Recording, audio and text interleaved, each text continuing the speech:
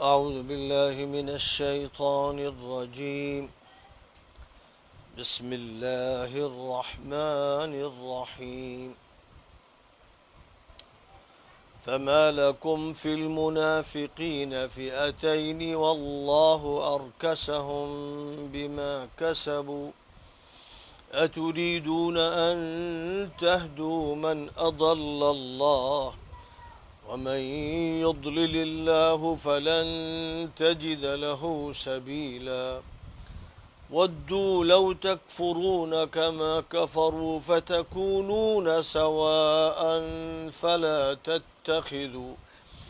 فلا تتخذوا منهم أولياء حتى يهاجروا في سبيل الله فإن تولوا فخذوهم واقتلوهم حيث وجدتموهم ولا تتخذوا منهم وليا ولا نصيرا إلا الذين يصلون إلى قوم بينكم وبينهم ميثاق أو جاءوكم حصرت صدورهم أن يقاتلوكم أو يقاتلوا قومهم ولو شاء الله لسلطهم عليكم فلقاتلوكم فإن اعتزلوكم فلم يقاتلوكم وألقوا إليكم السلم فما جعل الله لكم عليهم سبيلا ستجدون آخرين يريدون أن يأمنوكم ويأمنوا قومهم كلما ردوا إلى الفتنة أركسوا فيها فإن لم يعتزلوكم ويلقوا إليكم السلم ويكفوا أيديهم فخذوهم واقتلوهم حيث ثقفتموهم وأولئكم جعلنا لكم عليهم سلطانا مبينا.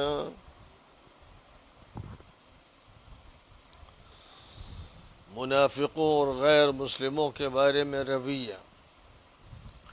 تمہیں کیا ہو گیا ہے کہ تم منافقین کے بارے میں اختلاف رائے کے شکار ہو رہے ہو؟ اللہ نے ان کی حرکتوں کی وجہ سے ان کو اپنی گند میں پلٹا دیا ہے. کیا تم انہیں ہدایت دے سکتے ہو جن کو اللہ ہی نے بھٹکتا چھوڑ دیا؟ اور جسے اللہ ہی گمراہی میں چھوڑ دے تم اس کو راستہ نہیں دکھا سکتے. وہ تو یہ چاہتے ہیں کہ جیسے انہوں نے کفر کیا تم بھی کفر کرو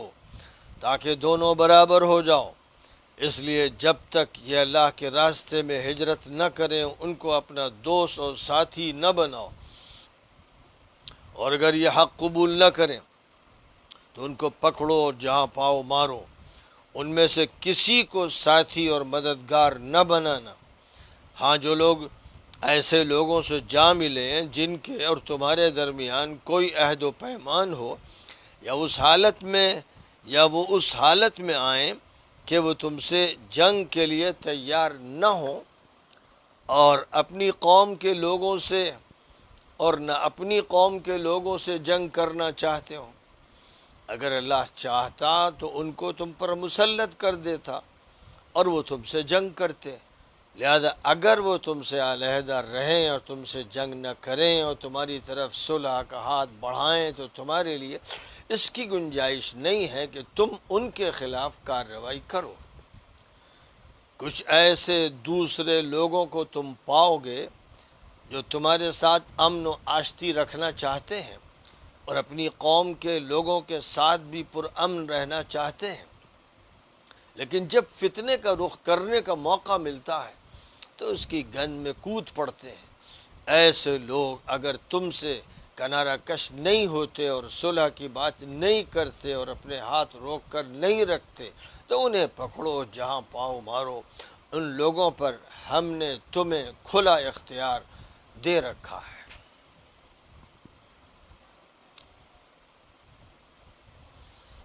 سورہ نساء کی آیت نمبر 28 سے آیت نمبر 88 سے آیت نمبر 91 تک آیات کریمہ کی تلاوت کی گئی اور ان کا رواں ترجمہ پیش کیا گیا۔ ان آیات میں ان لوگوں کا تذکرہ کیا جا رہا ہے جن کی منافقانہ حرکتیں ہیں، جو صحیح اسلامی معاشرے کا فرد بن کر زندگی گزارنا نہیں چاہتے ہیں۔ اس کے لیے جو مواقع اور اسباب ان کو مہیا ہوتے ہیں وہ ان سے فائدہ نہیں اٹھاتے ہیں۔ وہ چونکہ دوغلے قسم کے لوگ ہیں، تھالی کے بیگن ہیں اور دو چہرے والے ہیں، مفاد پرست ہیں، دنیا دار ہیں، اس لیے وہ نبی کے ساتھ ایک رسمی اور روایتی تعلق رکھتے ہیں۔ جب نبی کے سامنے ہوتے ہیں تو بڑے آداب بجا لاتے ہیں، بڑی تعظیم کا اظہار کرتے ہیں، بڑی فدویت اور ارادت کے مظاہر کے ساتھ ملتے ہیں، اور ایسا دیکھنے والوں کو لگتا ہے کہ یہ مخلص مسلمان ہیں۔ لیکن جب وہ آپ کے پاس نہیں ہوتے ہیں، خاص طور پر دور دراز کسی علاقے میں ہوتے ہیں، تو اس وقت ان پر ان کی قومیت کا بت سوار رہتا ہے۔ اس وقت علاقائیت اور قومیت اور قبائلی نظام کا ساتھ دینے کا جذبہ ان کے اندر کار فرما ہوتا ہے۔ اس وقت اسلام ان کو یاد نہیں آتا، اس وقت اللہ اور رسول ان کے سامنے نہیں ہوتے، اس وقت اپنی قوم ہوتی ہے، اپنا علاقہ ہوتا ہے، اپنا قبیلہ ہوتا ہے، اپنے لوگ ہوتے ہیں، اپنے خاندان کے افراد ہوتے ہیں، اپنے مالی مفادات ہوتے ہیں، اس وقت ان کے سامنے یہ ہوتا ہے۔ اور یہ جو تصویر پیش کی گئی ہے، صورتحال یہ ہے کہ آج کے مسلمانوں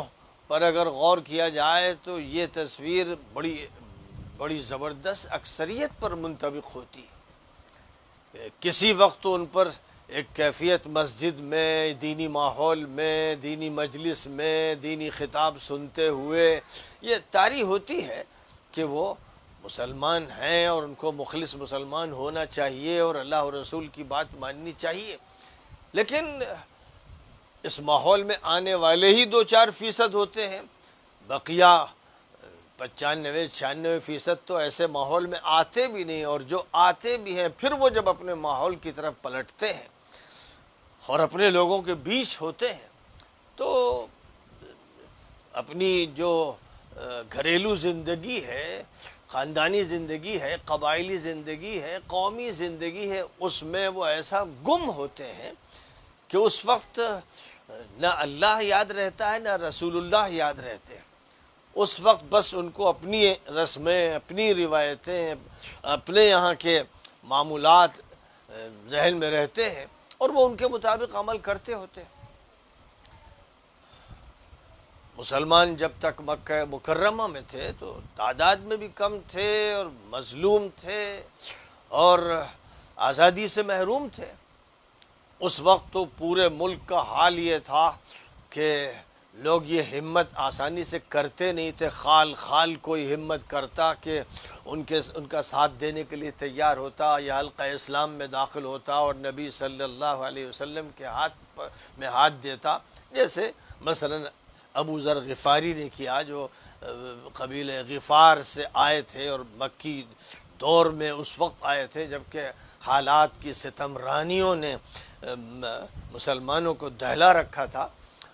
انہوں نے اپنے ایمان کا بھرپور مظاہرہ کیا، لیکن ظاہر ہے کہ ایسے لوگ خال خال تھے۔ عام طور پر جزیرۃ العرب میں جو بھی قبیلے آباد تھے وہ بس یہ دیکھتے تھے کہ مکے والوں کے تیور کیا ہیں، جو اکثریت میں ہیں، جو مکہ مکرمہ کی سیادت اپنے ہاتھ میں رکھتے ہیں، جو چودھری اور اجارہ دار ہیں اور جن کے ہاتھ میں کعبہ ہے، اور جو اپنے آبا کے وارث ہیں اور ان کے منصب ان کے ہاتھ میں ہیں وہ کیا کر رہے ہیں. یہاں تک کہ جب وہ دور بھی آیا کہ ان کے ساتھ مسلم اقلیت کا ٹکراؤ شروع ہوا مدینہ منورہ میں، جب اس کا نظام قائم ہو گیا، اسلامی ریاست وجود میں آ گئی، اس وقت بھی بس وہ یہی دیکھتے تھے کہ غلبہ کس کا ہونا ہے، اس انتظار میں رہے. ایک صحابی کا بیان ہے کہ کانت العرب تلوم باسلامہم الفتح، عرب اس کے انتظار میں تھے اپنے اسلام کے سلسلے میں کہ فتح کس کو ہوتی ہے. اس لیے جب مکہ فتح ہوا تو اس کے بعد تو جوق در جوق لوگ چاروں طرف سے آنے لگے، ہر قبیلے کا وفد حاضر خدمت ہونے لگا. تو یہ جو اسلام تھا دراصل سیاسی دباؤ کے نتیجے میں تھا. یہ اسلام اس طرح تول کر لایا گیا تھا کہ طاقت کس کے ہاتھ میں ہے. جب تک مکے والوں کے ہاتھ میں طاقت رہی تو یہ سب ان کے ساتھ رہے اور ان سے علیحدگی کے لیے تیار نہیں ہوئے، اور جب مسلمانوں کے پاس طاقت آ گئی تو اس وقت پھر یہ مسلمان ہونے لگے. یہی وہ لوگ تھے کہ جب نبی اکرم صلی اللہ علیہ وسلم کی وفات ہوئی تو مرتد ہو گئے اور زکوٰۃ دینا بند کر دیا، اسلام کے باغی ہو گئے اور مرکز سے بغاوت اختیار کی. یہی وہ افراد تھے کیونکہ ان کا اسلام ایک سیاسی دباؤ کا نتیجہ تھا اور مالی مفادات کے حرص میں، اور یہ دیکھ کر کہ طاقت کس کے ہاتھ میں ہے، یہ حلقہ اسلام میں داخل ہوئے تھے. پھر یہی ہوا کہ جب دوبارہ ان کو دبایا گیا اور ابو بکر صدیق نے اپنی خلافت کے ابتدائی زمانے میں ان سے مقابلہ کیا، ان کو چھٹی کا دودھ یاد دلا دیا، طاقت کا استعمال کیا، تب پھر وہ دب گئے اور اس کے بعد پھر وہ حلقہ اسلام کے تابع ہو گئے. لیکن جب کبھی کوئی موقع آیا، کہیں کوئی کمزوری پیدا ہوئی، کوئی فتنہ پیدا ہوا تو پھر وہ بفر گئے، پھر انہوں نے اپنی وہی حرکتیں شروع کر دی، کیونکہ انہوں نے دل سے اسلام قبول نہیں کیا تھا. ان کی اکثریت کا یہی حال تھا کہ ان کے دلوں کا یہ تقاضا نہیں تھا. لہذا حضور اکرم صلی اللہ علیہ وسلم کی وفات کے بعد نہ صرف یہ کہ بغاوتیں ہوئیں، نبوت کے نئے دعوے دار اٹھ کھڑے ہوئے، اور وہ ایسے دعوے دار نہیں تھے جو صرف جادو کرتے، جنتر منتر کرتے، ٹونے ٹوٹکے کرتے، وہی کا دعویٰ کرتے، اپنی خانقاہ سجا لیتے، بلکہ انہوں نے بھیانک جنگیں کی، ایسی جنگیں مسلط کی کہ مسلمان ہل کے رہ گئے، اور بڑی تعداد میں مسلمان علماء، طلباء اور عوام کو ان جنگوں میں شہید ہونا پڑا. تو یہ پورا جو منظرنامہ ہے یہ ذہن میں رہنا چاہیے. بہت سے لوگ اس طرح سمجھتے ہیں کہ نبی پاک علیہ الصلاۃ والسلام کی وفات سے پہلے جزیرۃ العرب پورا مسلمان ہو گیا اور سب نیک ہو گئے، اور جس نے بھی حضور کا دیدار کر لیا وہ بڑا نیک و صالح بن گیا اور متقی ہو گیا. یہ محض ایک دھوکہ ہے، محض ایک مغالطہ ہے. تاریخ کے خلاف، واقعات کے خلاف، احادیث کے خلاف، قرآن کے خلاف ایک تصور کہاں سے پیدا کر لیا گیا اور دماغوں میں بٹھا دیا گیا. ایک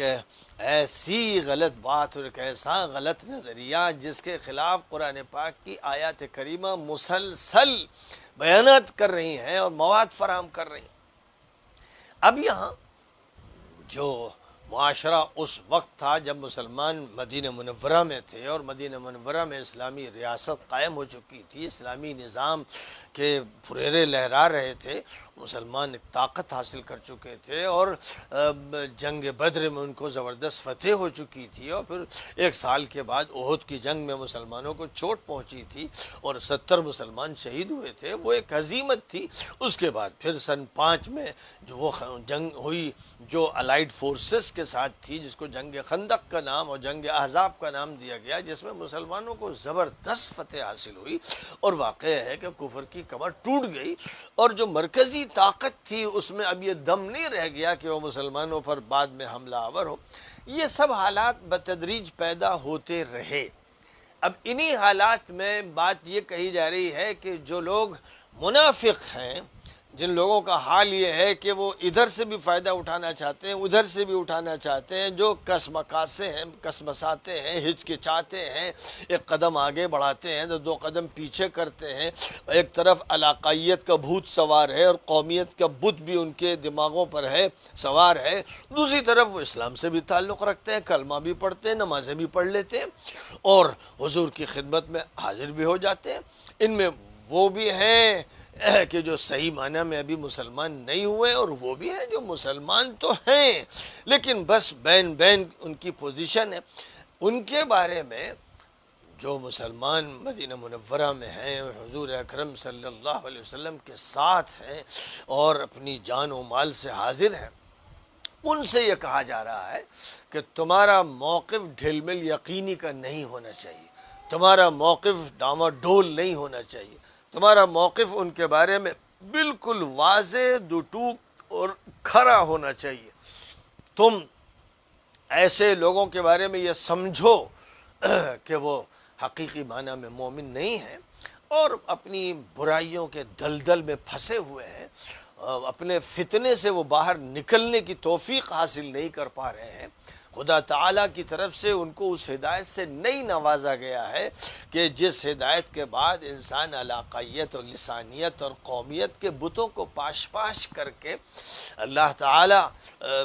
پر ایمان اور نبی پر ایمان اور آخرت پر ایمان کی مضبوط چٹان پہ کھڑا ہو جاتا ہے اور اس کے بعد وہ ثبات اور استقامت کا وہ مقام حاصل کرتا ہے کہ اس کا ایمان متزلزل نہیں ہوتا ہے۔ ان کو ایسے لوگوں کو چاہیے کہ ان کے بارے میں جن کی کیفیت دوسری ہے وہ واضح موقف اختیار کریں اور ان کے سلسلے میں اور اپنے دلوں میں نرم گوشہ نہ رکھیں، بلکہ صحیح بات یہ ہے کہ وہ ایسے گنجے ہیں کہ چاہتے ہیں سب گنجے ہو جائیں، ایسے محروم ہیں کہ ان کی تمنا ہے کہ سب محروم ہو جائیں، ان کے دلوں میں کفر کی کیفیت ہے اور نفاق نے اپنی جڑیں بنا رکھی ہیں اور پھر وہ چاہتے ہیں کہ دوسرے بھی انہی کی طرح ہوں۔ تو ایسے لوگوں کے ساتھ اگر دوستی ہوگی تو یہ دوستی پھر راہ حق سے ہٹا کے چھوڑے گی۔ نبی اکرم صلی اللہ علیہ وسلم نے ایک موقع پر ارشاد فرمایا تھا کہ انسان کو یہ چاہیے کہ اگر کسی کو سمجھنا ہے تو دیکھے کہ اس کے دوست کون ہیں، اس کے احباب کون ہیں، اس کے مجلسی کون ہیں، اس کے یار کون ہیں، فرمایا کہ ان سے انسان پہچانا جاتا ہے۔ یہ انسان کی پہچان کا ایک طریقہ ہے کہ اس کے ساتھ کس طرح کے لوگ رہتے ہیں۔ وہ یوں سمجھنا چاہیے جیسے راستوں کے سنگ میل ہوتے ہیں، ویسے انسان کی سوانے اور اس کی حیات کے سے واقفیت کے لیے یہ سنگہائے میل ہوتے ہیں۔ لہذا فرمایا کہ ان لوگوں سے تمہیں دوستی نہیں کرنی چاہیے، ان کے ساتھ تمہارا قلبی تعلق نہیں ہونا چاہیے جب تک یہ اپنے علاقوں کو چھوڑ کر اور ہجرت کر کے مرکز اسلام میں نہ آ جائیں، جب تک یہ نبی پاک علیہ السلام کی خدمت میں نہ آ جائیں، اسلامی ماحول میں نہ آ جائیں، جب تک یہ فیصلہ نہ کر لیں کہ تمام بتان رنگ و بو کو توڑ کر ملت کا جز بن جانا ہے اور ملت میں گم ہو جانا ہے اور اس ملت کو اختیار کرنا ہے اور اس کے پلیٹ فارم پر مضبوطی کے ساتھ جمنا ہے، جب تک یہ فیصلہ نہ کریں اور یہ ان کے ساتھ گھلے ملے رہیں جن سے تمہاری جنگ ہے اور جو تمہیں تسلیم نہیں کرتے ہیں اور جو تمہارے مقابلے میں گویا حربی بنے ہوئے ہیں، تو ظاہر ہے کہ پھر تمہارا ان کے ساتھ جو معاملہ ہوگا وہ ویسے ہی ہوگا جیسے حربیوں کے ساتھ، جنگجوؤں کے ساتھ، ظالموں کے ساتھ ہوتا ہے۔ اس لیے وہ تمہارے ہتھے چڑھیں گے تو تحقیق کیے جائیں گے۔ ان کو اللہ تعالیٰ کی طرف سے وہ حفاظت عطا نہیں کی گئی ہے جو حفاظت اللہ ایمان والوں کو عطا کرتا ہے، ان کو عطا کرتا ہے جو اللہ کو، رسول اللہ کو، آخرت کو اور بنیادی عقائد کو تسلیم کرتے ہیں، اور صرف یہ نہیں کہ وہ ذہنی طور پر تسلیم کرتے ہیں بلکہ اس ماحول میں زندگی گزارنا چاہتے ہیں، اس کے لیے تیار ہوتے ہیں۔ کسی مجبوری کی وجہ سے اگر اپنے علاقے سے نہیں نکل رہے ہیں تو اللہ تعالیٰ نے ان کے لیے تو معافی کا انتظام رکھا، لیکن جو اس بات کی قدرت رکھتے چاہتے ہیں کہ ایک کافرانہ ماحول کو ترک کر کے وہ مؤمنانہ ماحول میں منتقل ہو جائیں، اور پھر بھی وہ ایسا نہیں کرتے ہیں، تو قرآن پاک کی دوسری آیت میں جو اسی سورے میں آگے آ رہی ہے، یہ فرمایا گیا ہے کہ فرشتے ان کی روح جب قبض کرنے آتے ہیں، جو ایسے ماحول میں رہتے ہیں جہاں دین کے مظاہر نہیں ہیں، دینی تعلیم کے انتظامات نہیں ہیں، دینی ماحول نہیں ہے، اور وہ ایک منکرانہ، کافرانہ، منافقانہ ماحول میں زندگی گزارتے ہیں کہ ان کو وہ ماحول اچھا لگتا ہے۔ آج کی اصطلاح میں وہ پاش کالونیاں ہوتی ہیں، زیادہ صاف ستھری سڑکیں ہوتی ہیں اور زیادہ اچھے نظر آنے والے محلے ہوتے ہیں، تو ان کا جی وہاں لگتا ہے کیونکہ ان کی جیب میں دو پیسے آ گئے ہیں، اس لیے وہ اسلامی ماحول سے گریز کرتے ہوئے وہاں جا کر بستے ہیں۔ قرآن پاک میں آئندہ یہ فرمایا گیا، جو آیت کریمہ ابھی آگے آئے گی، اس آیت کریمہ میں یہ بات فرمائی گئی ہے کہ ان الذین توفاہم الملائکۃ ظالمی انفسہم قالوا فیم کنتم، جن لوگوں کی روحیں فرشتے اس طرح قبض کریں گے کہ وہ خود اپنے اوپر زیادتی کر رہے تھے، اور وہ کہیں گے تم کہاں مر رہے تھے، تو وہ یوں کہیں گے کہ کننا مستضعفین فی الارض، ہم تو کمزور تھے، دبے کچلے تھے، ان کے بیچ میں رہ رہے تھے۔ تو اللہ تعالیٰ کی طرف سے وہ فرشتے کہیں گے الم تکن ارض اللہ واسعۃ فتہاجروا فیہا، کیا اللہ کی زمین وسیع و عریض نہیں تھی کہ تم ہجرت کر کے کسی اور علاقے میں جا کے بس جاتے؟ پھر فرمایا کہ ایسے لوگوں کا ٹھکانہ جہنم ہوگا اور ان کا انجام برا ہوگا، ہاں سوائے ان کے کہ جو جانا چاہتے ہیں، نکلنا چاہتے ہیں ایسی آبادیوں سے، لیکن ان کے بس سے باہر ہے، ایسے اسباب نہیں ہے، اس طرح سے روک دیا گیا ہے، ایسے حالات پیدا کر دیے گئے ہیں کہ کوئی راستہ ان کو سجائی نہیں دے رہا ہے، کوئی ترکیب سمجھ میں نہیں آ رہی ہے۔ فَأُولَئِكَ عَسَى اللَّهُ أَن يَعْفُوَ عَنْهُمْ، ان کے بارے میں یہ امید ہے کہ اللہ ان کو معاف کر دے۔ تو اب یہاں جو بات ارشاد فرمائی جا رہی ہے ان آیات کریمہ میں کہ جو لوگ اس طرح کے ماحول میں زندگی گزار رہے ہیں اس پر راضی و خوش ہیں، تو ان کا حال یہ ہے کہ یہ اب تمہارے نزدیک انہی لوگوں میں داخل ہیں جو جنگجو ہیں، جو حربی ہیں،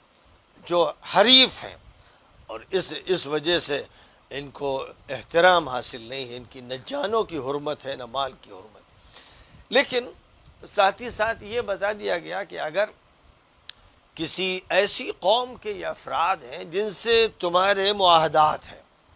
اسلامی حکومت نے ان کے ساتھ معاہدہ کیا ہے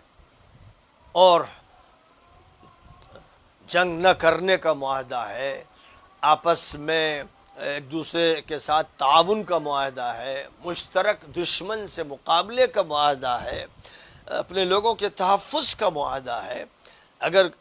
کوئی ایسا معاہدہ ہے جس معاہدے کی بنیاد پر اس قوم کے جو بھی افراد ہیں ان کی جانیں محترم ہو جاتی ہیں اور ان کے ساتھ کوئی تعرض نہیں کیا جا سکتا ہے، اگر اس نوعیت کا کوئی معاہدہ ہے تو پھر ان پر تم ہاتھ نہیں اٹھا سکتے ہو۔ اسی طرح یہ فرمایا گیا کہ اگر وہ ایسے افراد ہیں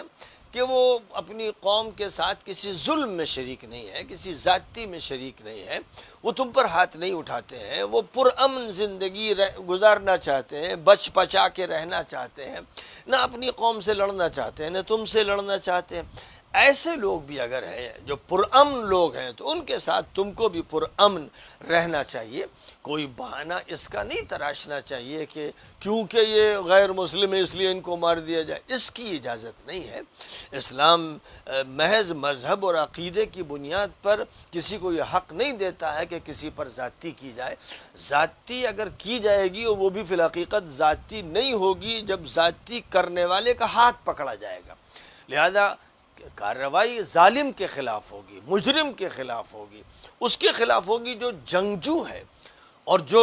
مسلمانوں کو ان کے گھروں سے بے گھر کرتا ہے، جو ان کی جان پر دست درازی کرتا ہے، جو ان کی آبرو پر ہاتھ ڈالتا ہے، جو ان کے مال کو لوٹتا ہے، وہ مجرم ہے۔ اس میں کوئی شک نہیں ہے کہ وہ ظالم ہے، مجرم ہے، دنیا کے ہر قانون میں اس کو مجرم تسلیم کیا جاتا ہے۔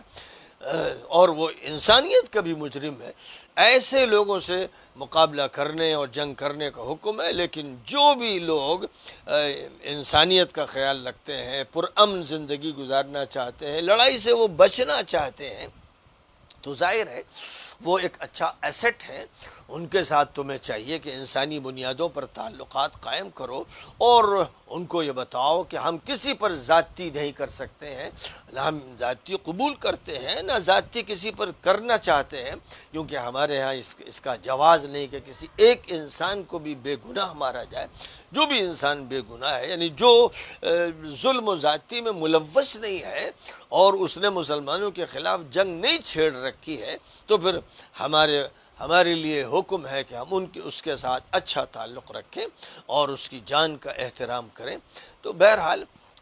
جو لوگ اس طرح کے ہیں، وہ دور دراز رہتے ہوں، مختلف قبیلوں میں رہتے ہوں، ان میں کوتاہیاں اور کمیاں ہوں، لیکن مسلمانوں کو یہ کہہ دیا گیا ہے کہ ان کو یہ حق نہیں پہنچتا ہے کہ وہ ان کے ساتھ زیادتی کریں۔ ان کو قدر کرنا چاہیے اس بات کی کہ وہ امن چاہتے ہیں اور اچھی زندگی چاہتے ہیں اور اچھے تعلقات چاہتے ہیں۔ لیکن ان میں بہت سے ایسے بھی ہوں گے عیار اور مکار اور بدباطن، کہ جو یوں تو بڑے پرامن نظر آتے ہیں اور یہ چاہتے ہیں کہ تم سے جنگ نہ کریں، اپنی قوم کے ساتھ بھی وہ پرامن رہیں، لیکن جب کبھی کوئی مسئلہ آتا ہے، جب کبھی کوئی جنگ چھڑ جاتی ہے، جب کبھی اختلافات پیدا ہوتے ہیں، تو بس اس وقت ان کی گندگی باہر آ جاتی ہے، اس وقت ان کا خبث باطن ان کی زبان پر آتا ہے، ان کے عمل میں آتا ہے، اس وقت وہ اپنی ظالم اور مجرم قوم کا ساتھ دیتے ہیں۔ اس وقت یہ بھول جاتے ہیں کہ وہ انسان ہیں، یہ بھول جاتے ہیں کہ وہ کسی ملک کے شہری ہیں، وہ یہ بھول جاتے ہیں کہ ان کو تمام لوگوں کے ساتھ اچھے تعلقات رکھنے چاہیے، اور وہ پرامن رہنا چاہتے ہیں تو دوسروں کو بھی پرامن رکھنا چاہیے۔ اس وقت انہیں اس کا خیال نہیں ہوتا ہے۔ تو جو ایسے لوگ ہیں، ایسے دوغلے، ایسے عیار اور منافق اور دھوکے باز، ان کو احترام حاصل نہیں ہے۔ ان کا تو پھر وہی انجام ہوگا جو حربیوں کا ہوتا ہے، جنگجوؤں کا ہوتا ہے، ظالموں کا ہوتا ہے، مجرموں کا ہوتا ہے۔ جو سزا ان کی، وہ سزا پھر ان کی، اور ان کے بارے میں یہ اقتدار دیا گیا ہے، یہ اختیار دیا گیا ہے کہ مسلمان ان کو اپنی گرفت میں لے اور ان پر سزا نافذ کریں اور ان کے خلاف کارروائی کریں۔ اس طرح سے بات کو بالکل واضح کر دیا گیا ہے، اور جو اصل بنیاد ہے، انسانی بنیاد، اس کو نمایاں کر کے پیش کیا گیا ہے کہ اسلام انسانیت کا پورا لحاظ رکھتا ہے، کیونکہ انسان جب ہوتا ہے تبھی وہ مسلمان ہوتا ہے، اور تبھی وہ کسی دوسرے مذہب کا ماننے والا ہوتا ہے۔ یہ کام چوپاؤں سے اور درندوں سے اور بھیڑیوں سے تو لیا نہیں جاتا۔ اللہ تعالیٰ نے جن پر یہ ذمہ داری ڈالی ہے کہ وہ اس کی اطاعت کریں، اس کے نظام کو قائم کریں، وہ انسان ہیں، اور جب وہ انسان ہیں تو خطاب انہی سے ہوتا ہے۔ اس لیے مانوتا اور انسانیت اور ہیومینٹی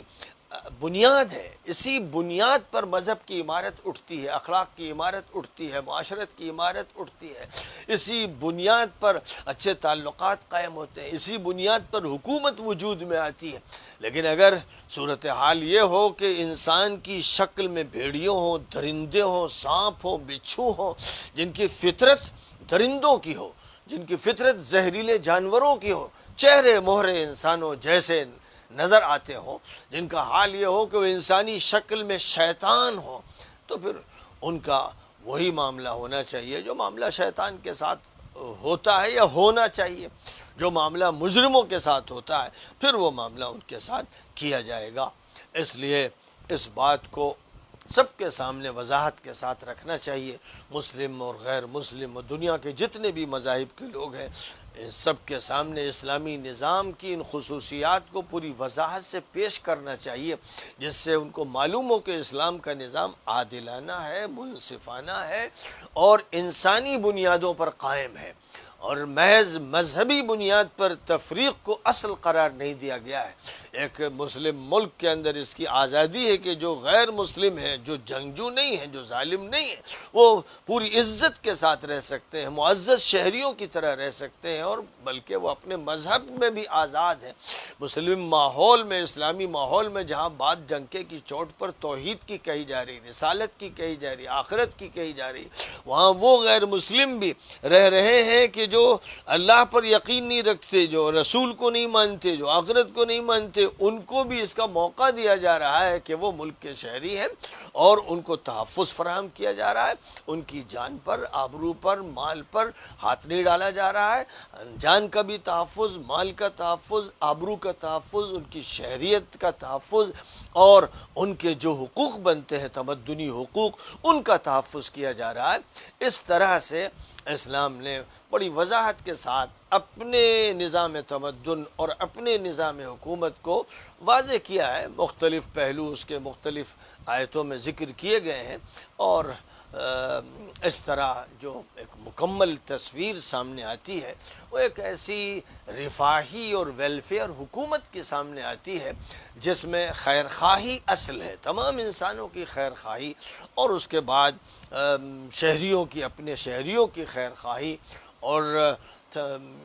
مختلف اہل مذاہب کے لیے بھی خیر خواہی، اور امت مسلمہ کے افراد کے لیے خیر خواہی۔ تو خیر خواہی اور اچھے تعلقات،